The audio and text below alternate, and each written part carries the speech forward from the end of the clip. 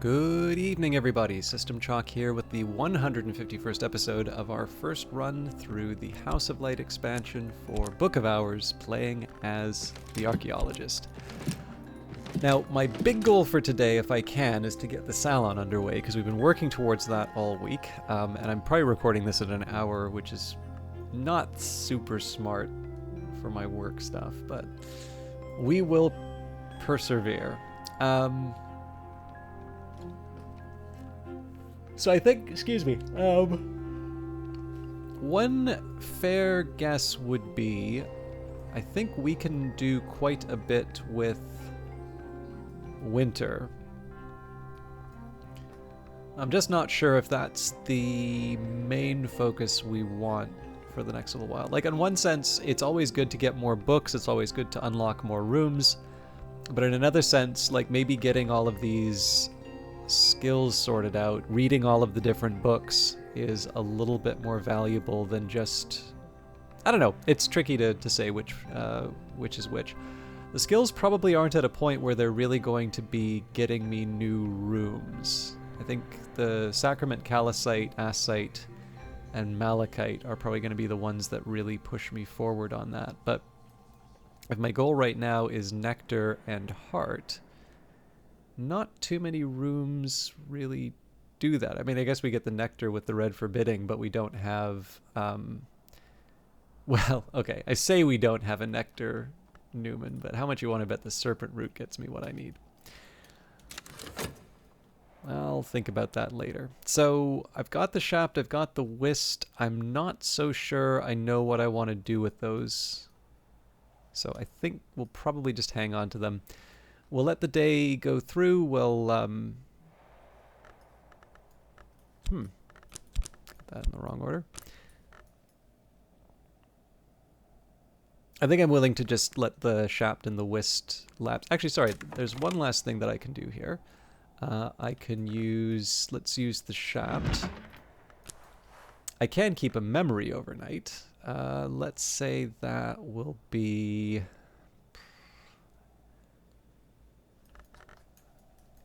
You'd think I'd remember what my bed takes. Forge, Moth, Heart, and Rose. So Confounding Parable probably makes the most sense. I guess we did do the Devoured Tantra, so Origins of Hours.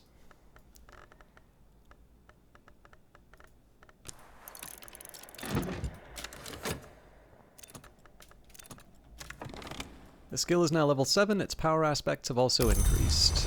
And here with Mrs. Kill, I mean, I suppose if I want I can try and generate a memory with her, but I'm not quite sure what that would accomplish, so let's just throw her at the Red Forbidding. Crimson Mists, Beckon, and Sway.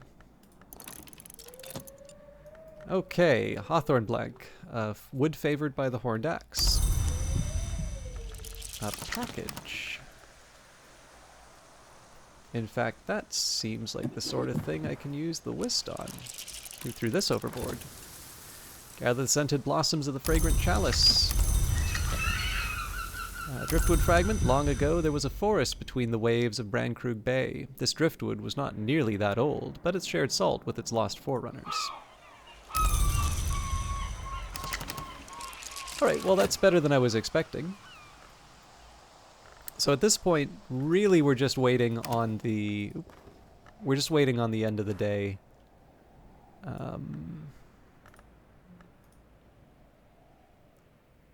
Try and rearrange these.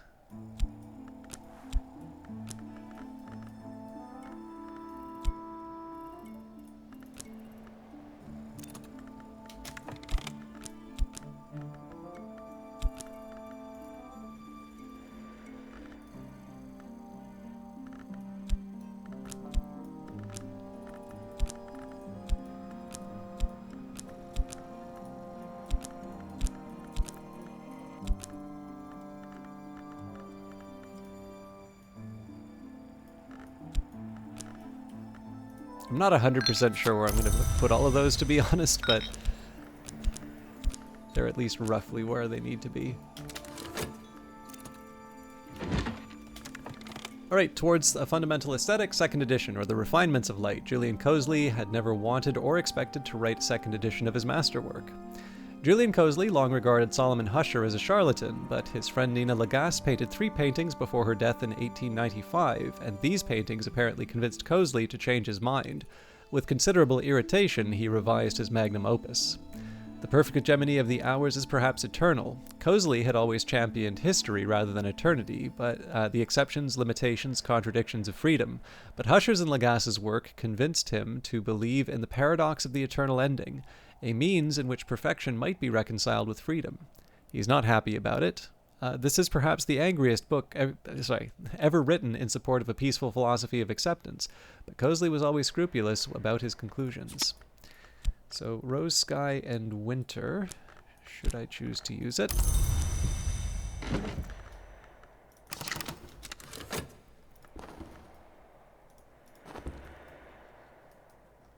And I'm expecting here that the Sacrament Callicite's going to take too long, and I will not get to keep the Element of the Soul. But if it comes down to it, I can always restore it at the Sweet Bones. Don't think I'll need to, but...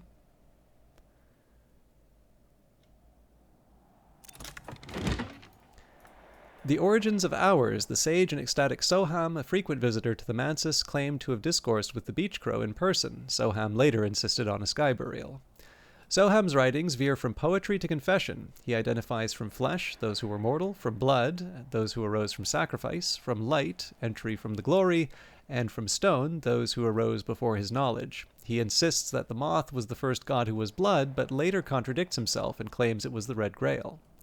The mansis was different before the first god came from light, but never doubted existed even then. The moth, the grail, and the egg unhatching all tell different stories of the world's beginning. One of those stories is the oldest, but it may not be the first.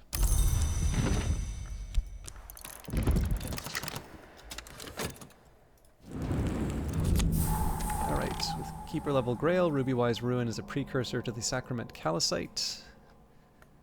So replacement there. Ambergris chunk. Just what we wanted. And something new. Chapel Callicite. The Red Grail says, "Never speak of this mystery. I was always the first, and I must always be greatest. When we spilt the blood of the Thunderskin, I feasted, and I grew strong, stronger again than the twins. There's always a feast, and nothing is truly wasted." I get the Sacrament Callicite back if I want it. More ambergris chunk. Goddess who changes skin. To every god her skin. Bobos of Spring, a votive vessel for harvest offerings. Lambrig Broselendi, distilled from apples in the oldest forest of the western continent. Widow's Candle, lighted in remembrance. 4 uncatalogued dawn books. And the Callicite altar, the Red Grail, birth and appetite, denied and condemned by the clergy of the sun for her temptress role in the sun's division. Those of us who oppose eternity might instead give her thanks and praise, but cautiously. Next room would be the Wintry Forbidding. This would be Edge and Knock, which I figure if we can open this one, we can open... this. Well, okay, that's obviously a knock statement. Clearly there are other cases where that may not work out, but not one I'll worry about right now. If it turns in our favor, like if we have some leftover metal at the end of tomorrow, I'm going to... Yeah, that wasn't even close.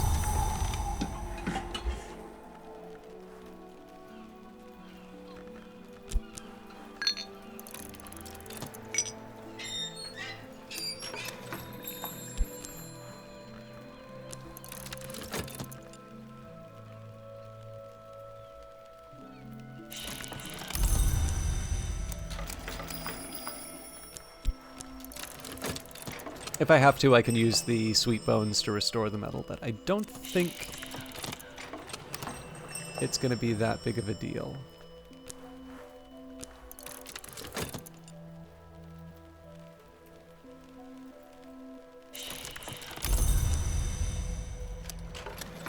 Actually, you know what? As a precaution... And the name of the hour that gives life, of the hour that takes life, of the hour that is not sated.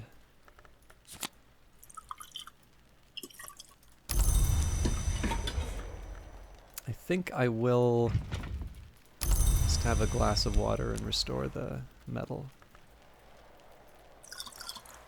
A quick nap in a warm bed with something comforting to drink, while the winds chase the clouds and the clouds chase the sun.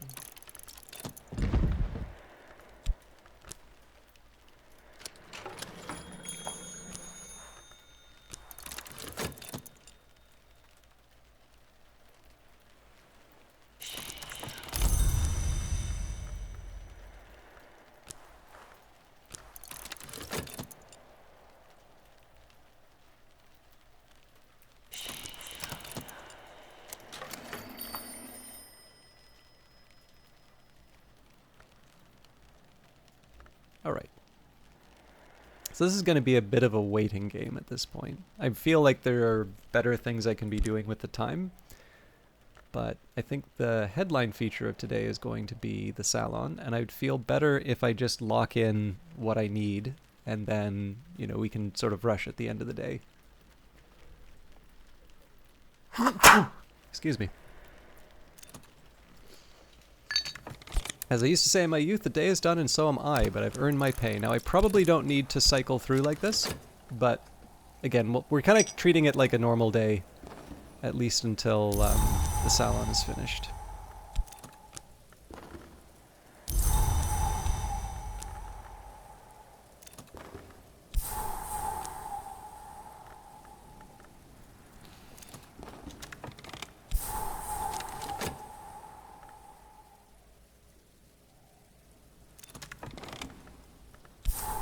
Alright, so, Mr. Peter Ecdistis, musician, mystic, impresario. Ecdistis was a dancer once. One cannot see him without knowing it. The wound in his thigh keeps him from the stage, but his every movement still has the cadence of a prayer. Alakaima, huntress, gourmet, occasional bureau consultant. When it can't be killed and it really needs killing, Kaima's the one they turn to. Princess Kokil Emirajibi, artist, socialite, burglar, an unspeakably charming woman with a particular knack for getting adopted.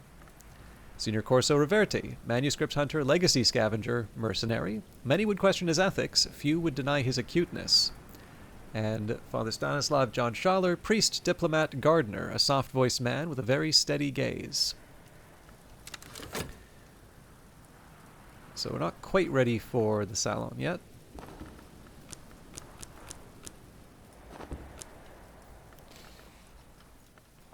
But I will still make my money.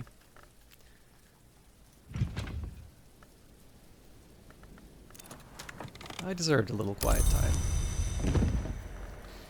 I suppose one thing I can do with my health here would be to drop some water. In fact,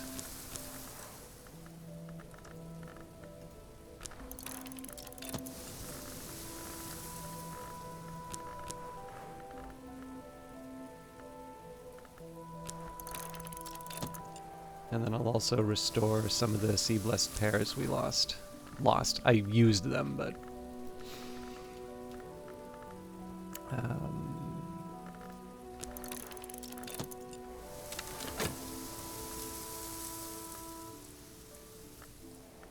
not quite afternoon. There we go.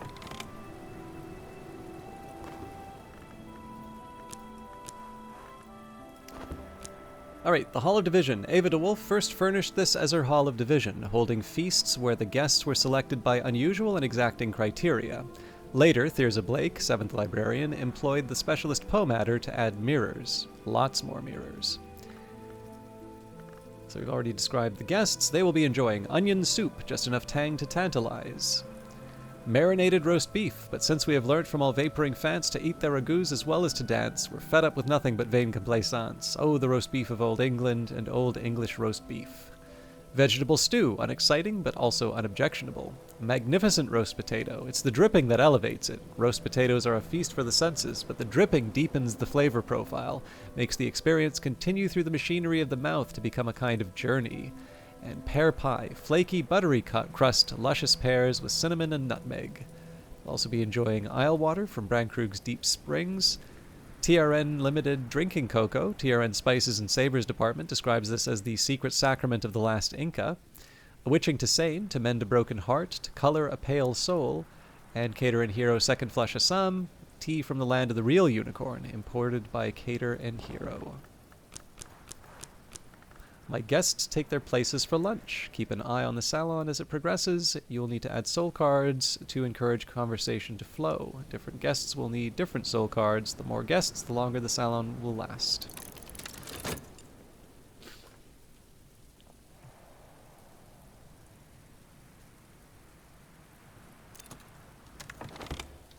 Better now. I always feel a little bad when I interrupt the salon with this stuff, but I need the money.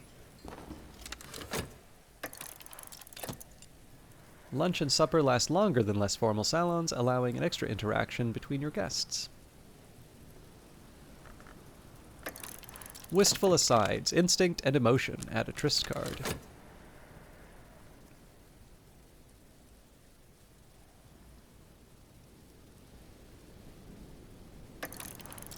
Corso listens intently as Kaima describes a nasty tangle with the Reckoner mobs, the loan sharks of Lifetime back in the 20s. Rapid crossroads. Inject a little gaiety. Add a core card.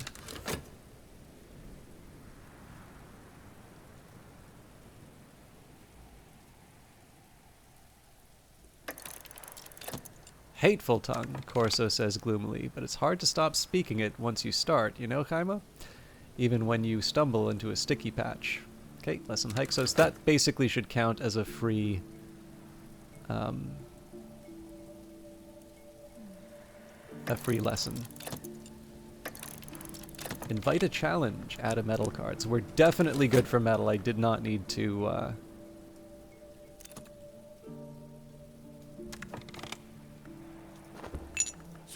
to restore it, but it's fine. We'll manage.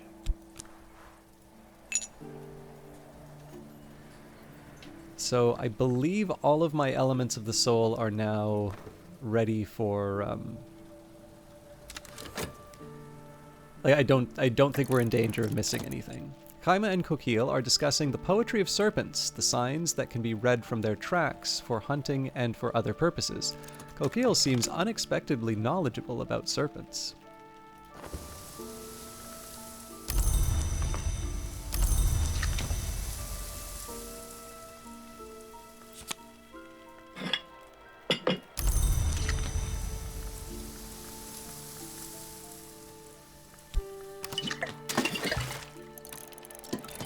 Okay.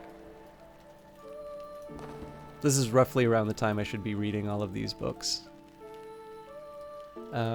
Actually, if that's the case, Winter and Edge is really what I'm looking for here. So I don't think any of these help me with the glazier and lightsmithing, unfortunately. That's Lantern and...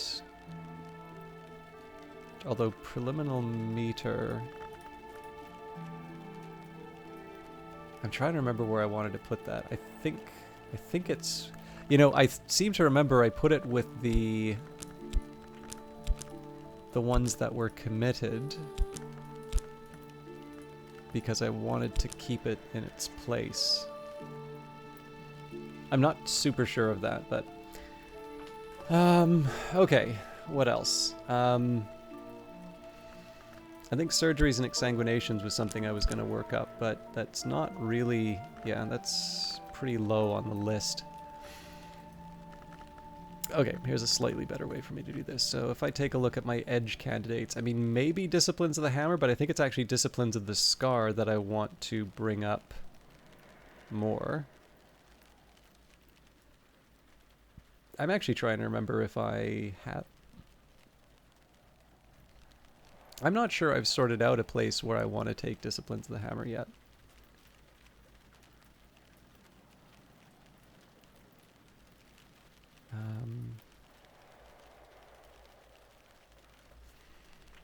What are my options? Oh, it's already committed. Good lord. Alright, so much for that.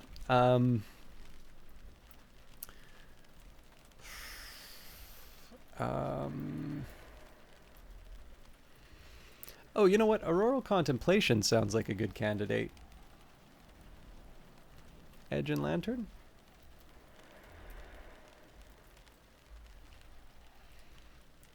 The more I think about this, the more I like this idea. So.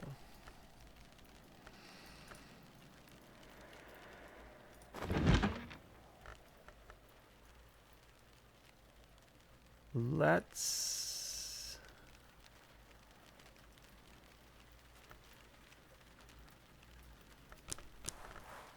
I want to be a little careful about how I do this. Okay, so if it's Auroral Contemplations, it's got to be Edge and Lantern.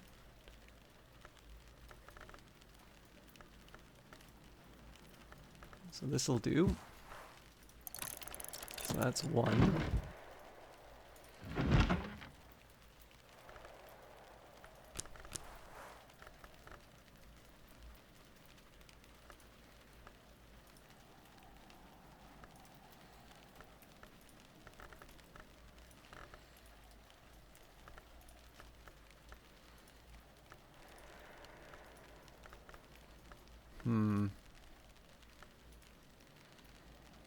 Okay, fears will work.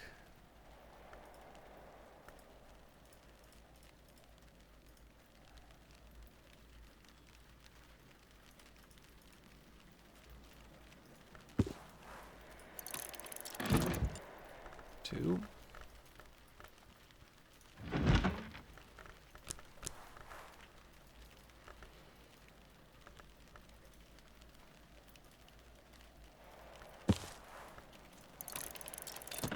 Three. Oh boy.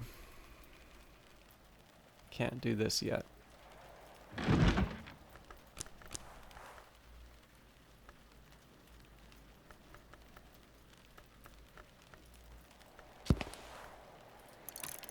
Four. I am really short.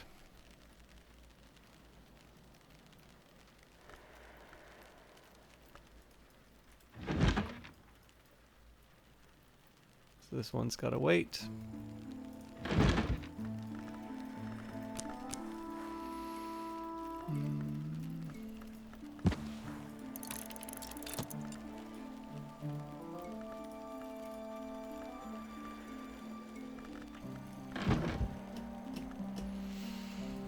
Okay.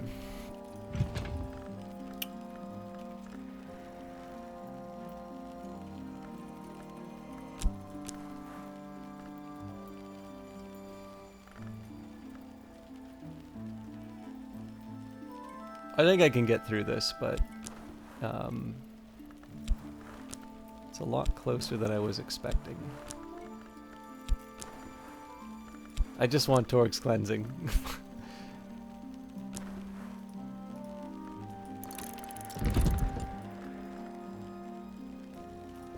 Alright, I'll live with that. Wistful asides, instincts, and emotions. Pour it out.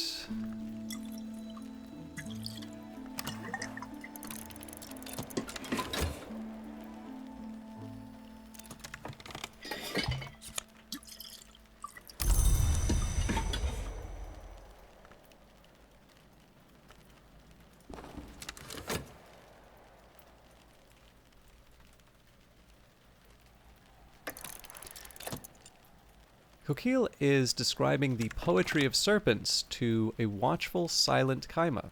Coquille's eyes glint like agate. Her teeth seem, or it's probably agate? Her teeth seem more prominent than usual. Even her speech has become more sibilant.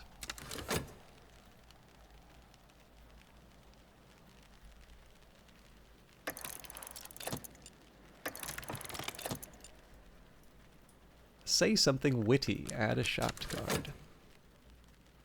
So this is the point I could fill in the remaining books, but I don't think I actually have any books that are relevant here. Stanislav and Chaima speak of the seven-coiled, the father of the mother who has passed from the world, of the seven unhuman acolytes she has inspired, of their prophecies.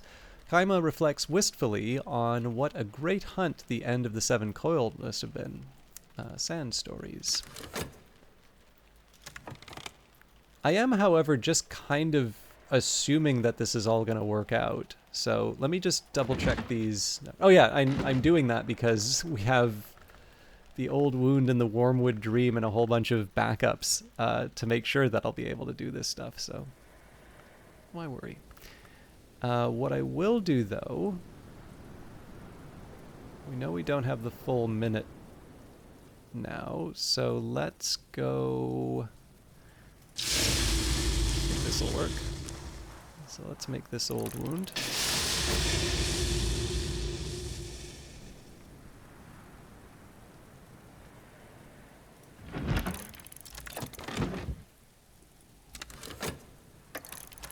Serious discussions. Invite a challenge. Add a metal card. That should be the last of the events.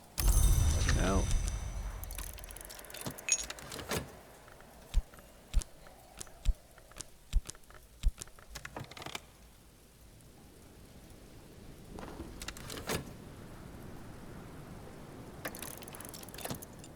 Agdistis and Coquille are chatting about opera. He prefers German, she Italian. Okay, the Carmine Petal revised, an apparently theoretical project proposed by Lionel of the Society of the Noble Endeavor, which might permit the imprisonment of a renegade forge name, a very heavily revised edition of an earlier and even more controversial work. The book was evidently revised sometime after the Wars of the Rhodes had ended, but even then this kind of discussion would have been politically difficult. Lionel suggests that disciplines of Scar and Hammer together would be necessary to create such a prison, but that either on its own would serve to release its occupant. Maybe a hint for something? Stolen Histories, the agitator and pamphleteer Alexander Sparrow inveighs against the monstrous serpents, thieves of history. Sparrow acknowledges 5 histories, insists the third history may be overrun by coils, and warns the 5th history is already lost. Sparrow, with his usual paranoia, appears to be conflating the horror of the Worm Wars and the Great Writhing with the activities of the Great Hooded Princes. Still, he draws thought-provoking comparisons between the princes, normally conceived as exotic knocklong, and the widely feared worms.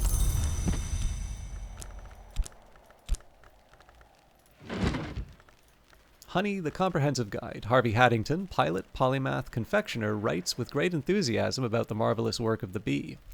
Haddington insists that all the primary aspects, nectar, scale, heart, lantern, moth, grail, are possessed by bees and expressed in honey. Clearly, he points out, there are only 6 primary aspects, as a honeycomb has only 6 angles. Yugol ink is prepared with these techniques, but so is Skinshuck mead, and only Skinshuck requires honey. Just as any beverage or foodstuff can be improved with the addition of honey, so any garden is improved with the presence of bees, even those bloody blumberendi. Torg's cleansing. The cleansing has left my skin burning, my teeth throbbing. The corality rumbles beneath the membranous surfaces of the waking world. I guess I should move the old wound down here. Prophecies of Glory, religious and patriotic fables collected or composed by William Gore.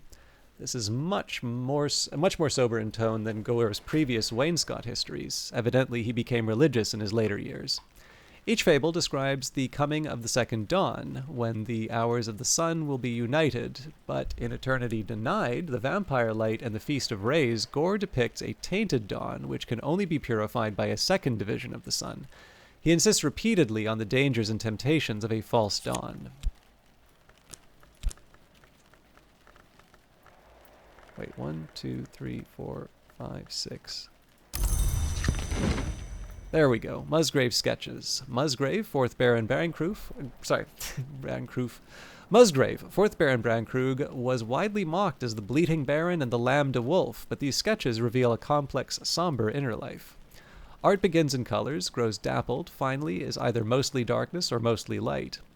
Musgrave discusses the temptation of the perfectly minimal palest painting. He has so far managed to resist this temptation, but does guiltily describe success in using sights and sensations with winter aspect to create first a chilly elixir from flowers, which he believes he can refine further into a final pigment. So this should equip us to level up Auroral Contemplations, but I don't think we're going to have what it takes for any other improvements. Maybe I can force it. I'll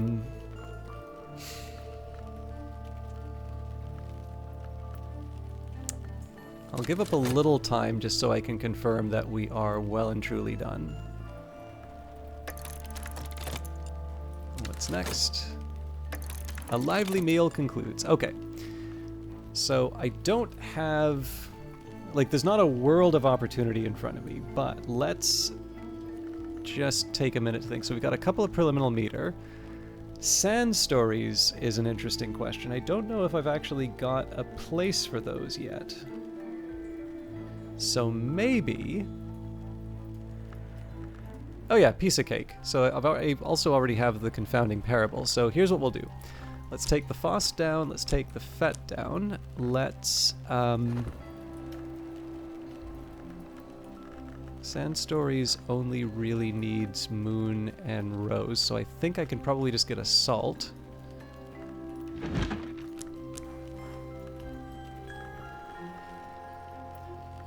Trying to remember where we were. Probably Pale Lady and Prince of Wines. And then...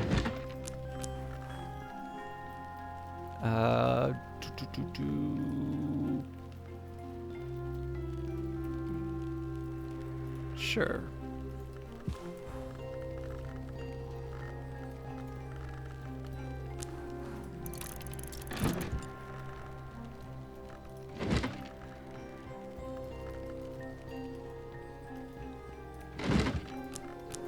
Maybe get a confounding parable again just in case.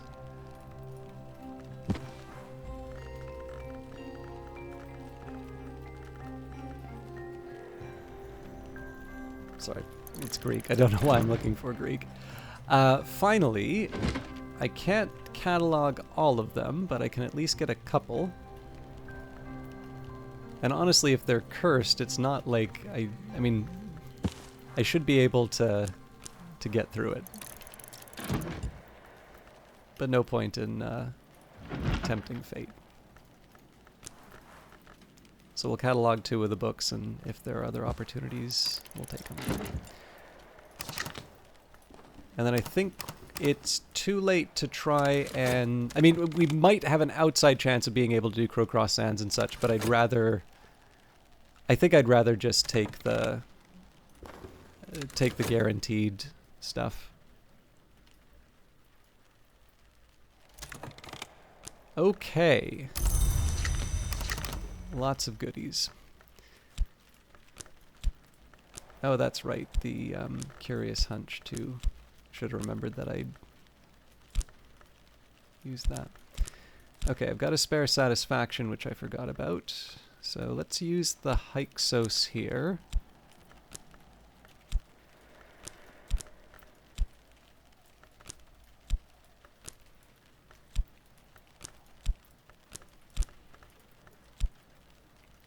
I think I have a reasonably good idea of how the day is going to go. So let's take the Auroral Contemplations.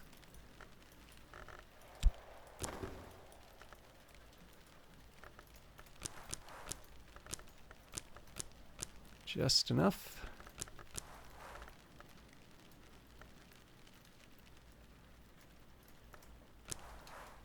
At last, I approach mastery. Improve the skill to level 8.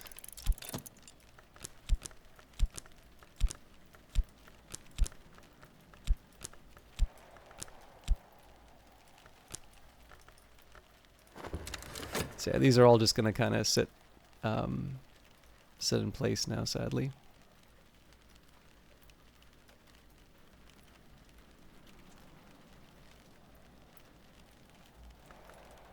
If I need, I can use the Final Understanding for this, but... Move gingerly while the pain lasts.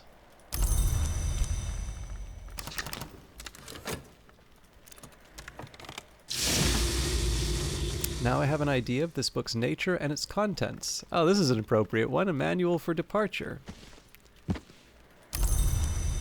I also don't know why I'm putting the... So, yeah, 2 of these have a language that should be putting them over here.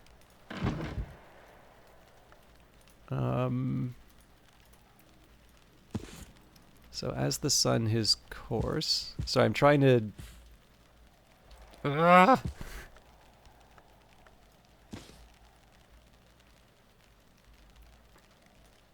That should go there.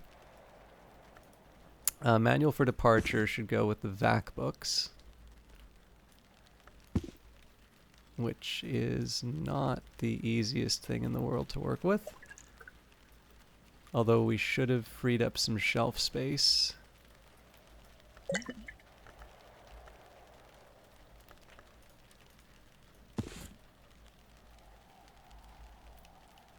You can do it. There we go. And 5 creations, which is resurgences and emergences. They're messing with me. Alright. And I don't really have a good way of doing any kind of overflow here. Actually, the better thing for me... No, these are few seen. Shoot. Alright, well, we're just gonna have to cram you off to the side there. One day I will figure out a proper system. Yeah, I'm obviously overdoing it, but I do just want the opportunity to level up the sand stories. As I used to say in my youth, the day is done and so am I, but I've earned my pay, so I think this is the closest I'm gonna get to... That wasn't so bad.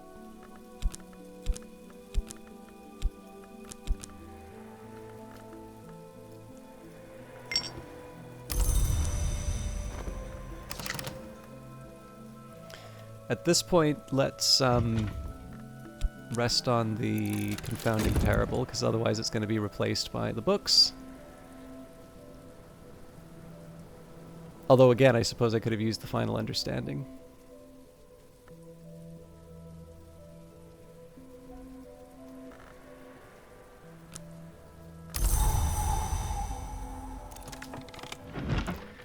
Alright, A Pale Lady and a Prince of Wines, an anonymous biography of Ava de Wolf. Last of the de Wolfs focused rather salaciously on her personal troubles and intrigues.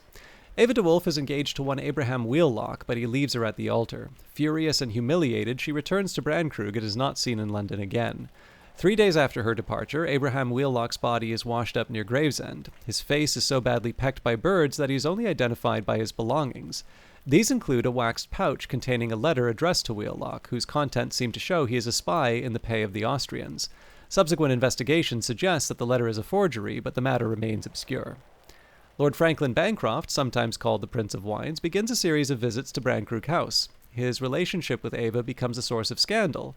Ava is by now 49, but rumors persist for years of a de Wolf Bancroft heir. Ava's biographer claims that before her drowning death, her child by Bancroft was adopted by her friends the Southies, that the child became the sister of the later poet laureate Robert Southey. No real evidence is provided in support of this claim. In the mountain, as upon the plain, there may not be a path where none has passed. Nangala of Lagash describes the secrets to be found in mountains. Nangala tells a number of lively stories about riddling ogres and wars between mountain tribes, but turns somber in the tale of the empty-handed hunter, a lover of the Grail, who sought to match her appetites and join her as an hour, but in the end rent and devoured himself, giving his name to the mountains he had once roamed. Nangala claims that the hours who sometimes manifest as birds, the laughing thrush, the ivory dove, the beech crow, and the witch and sister, meet in a secret location on a mountaintop to exchange gossip unheard by their peers. Now and then a mortal overhears them. The mortal is always obliterated, and the meeting place always changed. And The Serenity of the Black Wood, an allegorical history of the House of Leith, which it is here implied was inspired by the centipede. Serrano Blackwood is an occult alias to this day. The proverbial footloose gathers travelers in a wood and leads them through, but abandons them part way. They find themselves beset by glorious monsters. The travelers discover they can survive if they close their eyes. They adopt a closed eye as their sign, and that they can go unnoticed if they drink from the clear, cold streams. They never forget that proverbial Footloose, the centipede, but they never forgive her either. Again, a few more memories than I really need, but let's take the sand stories. I can move these up.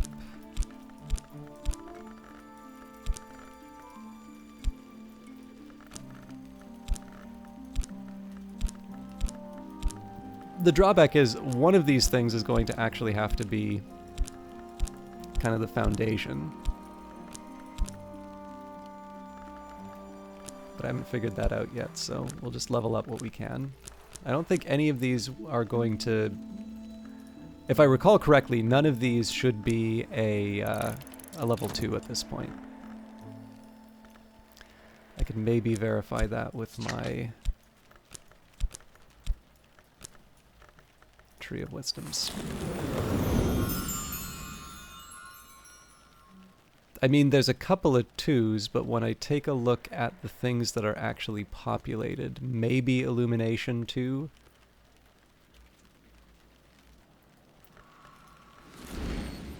Yeah, we really should be looking at 3 or higher. Alright, so an extended episode today, but not one I'm unhappy with. Obviously, as with I think this is kind of becoming a tradition for the salons at this point. I have left a bit on the table as far as the elements of the soul are concerned, but we've gotten through the salon. We have the rest of autumn to go. We've got a Newman, The Final Understanding, as well as another book to pick up. So this is the Serpent Root that we'll be reading. Actually, at this point, I should move towards fundamental aesthetic to the book part. But yeah, so there's a little digesting I need to do with the remaining memories. I believe all of these have already been committed. Ragged Crossroads feels like it should be higher, but it isn't. And then, yeah, Preliminal Meter, I think the question was, I could move it up, but I was actually keeping that at 7 for one reason or another. I'll see if I can remember it, but I think it had something to do with the fact that it's Illumination and it's Ithistry, and I believe both of those I've already worked out a 9 for. So I think I'd worked it out that the room to maneuver was 7 or lower, and I think I took Preliminal Meter to the top of the, like, to the upper bound that I'd sort of imposed there. Maybe I should take a minute and work that out. As for the rest, in the morning we will use the metal to catalog the 2 remaining books. I'll find some places to go with the Ragged Crossroads, Preliminal Meter, and Strings and Songs. Again, the priority here will be to try and level things up to their kind of their highest,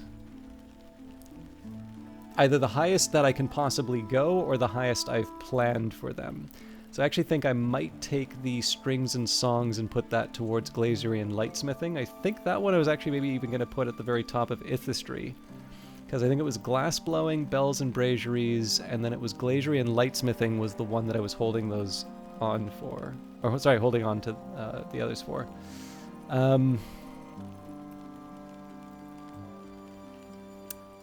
I may actually also change this approach.